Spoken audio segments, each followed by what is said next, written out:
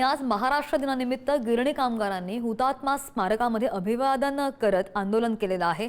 ज्या गिरणी कामगारांनी नेहमी मुंबईमध्ये राबत काम केलं त्यांना मुंबईमध्ये त्यांच्या हक्काचं घर हे मिळालं पाहिजे ही कामगारांची मागणी आहे आणि या निमित्तानं त्यांच्याशी बातचीत केली आमचे प्रतिनिधी श्रेयस सावंत यांनी। पाहूया।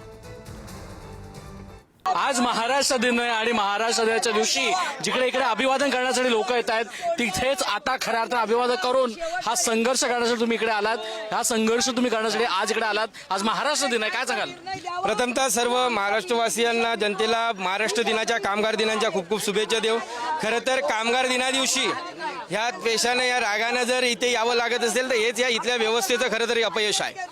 गेली 43-44 वर्ष गिरणी कामगारांचा प्रश्न असेल, कोणती राजकीय व्यवस्था, खूप राजकीय पक्ष येऊन गेले, जवळपास महाराष्ट्रातल्या प्रमुख राजकीय पक्षांच्या सत्ता आहे गेले 44 वर्षात येऊन गेल्या। त्यामुळे कोणत्याही राजकीय पक्षाने इथल्या राजकीय व्यवस्थेने गिरणी कामगाराला खऱ्या अर्थाने न्याय देऊन त्याच्या हक्काची मुंबई त्याला परत मिळवून देण्यासाठी कोणी प्रयत्न केले असतील असं मात्र दिसलं नाही आणि म्हणून आज 44 वर्षानंतर सुद्धा आम्हाला या गोष्टीसाठी भांडावं लागतंय। तुम्ही म्हणताय की मुंबईच्या आसपास नंतर मुंबईतच घर तुम्हाला पाहिजे, ही मागणी तुमची काय सांगाल? आता आम्ही 58 मिल कामगारांचे कामगार आहोत।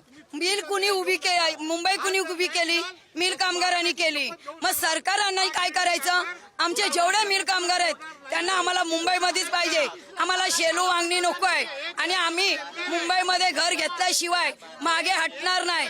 एकही कामगार मागे हटणार नाही। म्हणून सरकारने आमच्याकडे लक्ष द्यावं आणि आमचा न्याय, आम्हाला हक्काचं घर आहे ते मिळवून द्यावं। मग आम्हाला काही बोलायचं नाही आणि जर नसल द्यायचं असेल तर त्यांनी खुर्ची खाली करा, नाहीतर बाहेर जाऊन निघून जावं।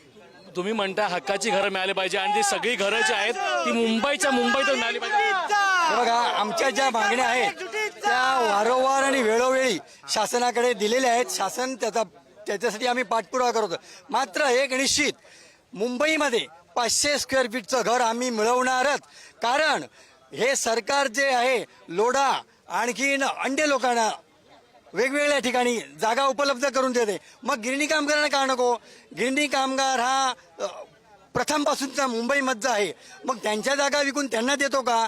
मग आम्ही ठाम ठरवलेलं आहे की 500 स्क्वेअर फीटचं घर मुंबईमध्ये घेणार म्हणजे घेणार। ज्या गिरणी कामगारांना खऱ्या अर्थानं मुंबईचं मानलं जातं त्यांनाच मुंबईमध्ये घर का नाही हा प्रश्न आता उपस्थित होता दिसतोय। आम्ही सोबत श्रेयस सावंत, पुढारी न्यूज, मुंबई।